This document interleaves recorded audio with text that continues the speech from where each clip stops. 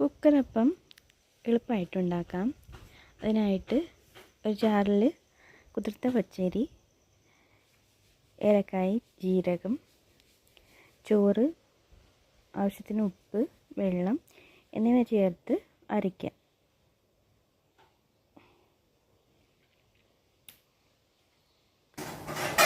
ഇനി വേണ്ടത് ശർക്കരയാണ്. ശർക്കര ഉരുക്കിയിട്ട് അരിച്ച് പാരുക.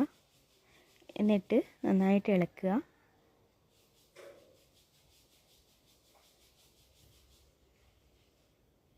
വേണ്ട തേങ്ങാക്കൊത്തും ചുവന്നുള്ളിയാണ്. കുക്കറിൽ ഒരു 10 മിനിറ്റ് പുക വരുന്ന വരെ വേവിക്കുക.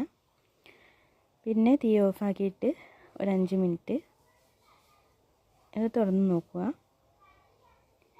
ഇതുപോലെ നല്ല സോഫ്റ്റായിട്ട് കിട്ടും. കണ്ടില്ലേ? ട്രൈ ചെയ്ത് നോക്കുക.